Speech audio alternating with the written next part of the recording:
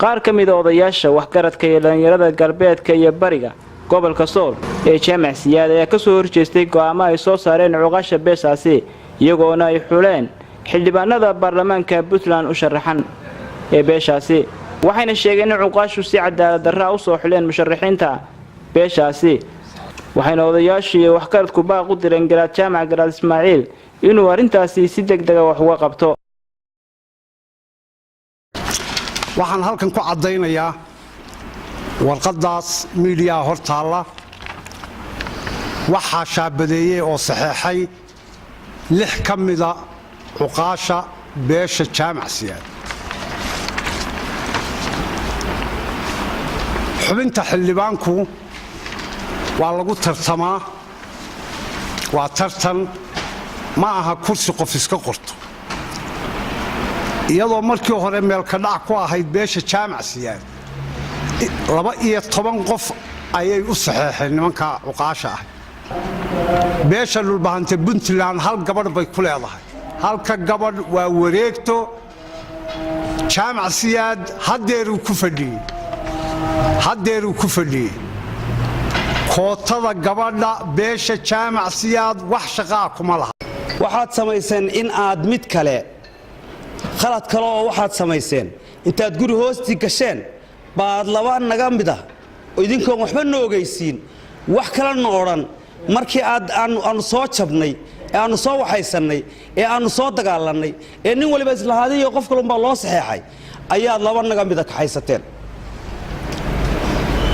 war ma labaad qaadateen 12 qof baad ka tagteen miya war ma laba reer baad qaadateen 12 reer baad ka tagteen miya ma laba reer baa la cuslaaday waa bal waxa ay tahay sheega waxa tiraahdeen ku nuuxnuuxsateen garaad Jaamac baa garaadka kala saaraya garaad Jaamac garaad Ismaaciil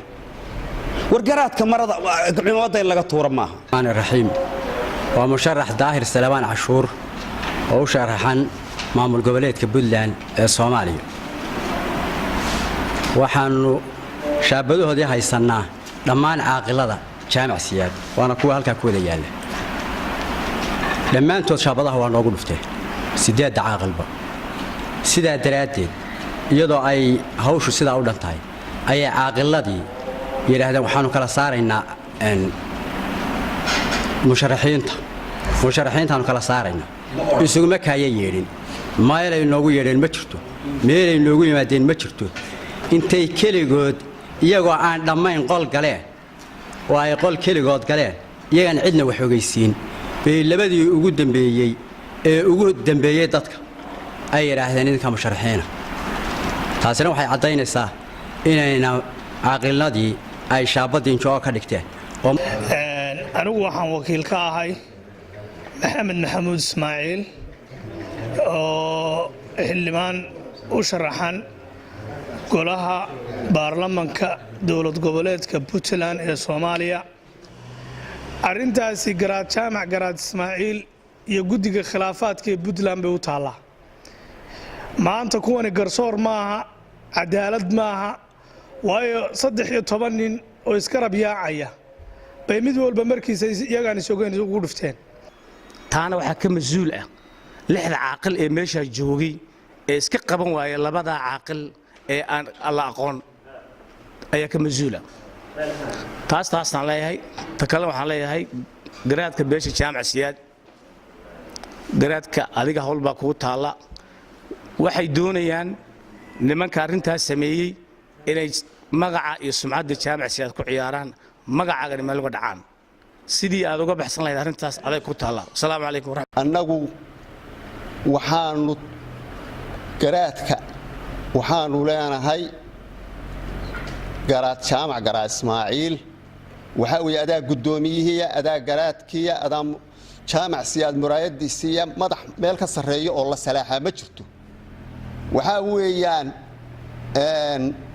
adiga ayaa arinku ku fadhiyaa ka go'aaminaya cadaaladii hoos u dhugo baadil ha ka dhigin wax baadilana xaq ka dhigin waa antum taclamuun adigoo garanaya garaadka waxaanu leenahay arinta Jaamac Siyaad isku dulkiisa iyo dhibaatadiisa anana dan inooguma jirto adina dan kuuguma jirto cadaalad meeshaa iyo wixii nasiibkiisu siiyo iyo wixii mudan ee maxay ahaytoy meeshaa leh u dooro 8 caaqilba way ugu dhufteen shaabada marka waa inay runtii de cadaaladda waa inay martaa waa inay laba xildhibaan ka soo saaraan oo waxgaradka waana inay runtii noqotaa midani mid cadaalada waayo horeba cadaalad xumada loo arkay cadaalad xumada dambana dhalinyaraduna u dulqaadan meesha beesha jaamac siyaad uqaashana waxaan leenahay xilkiina ha ku waayina shaabadaad iskaga dhufataan warqadii leedin keenaba ولد علي ستار تي في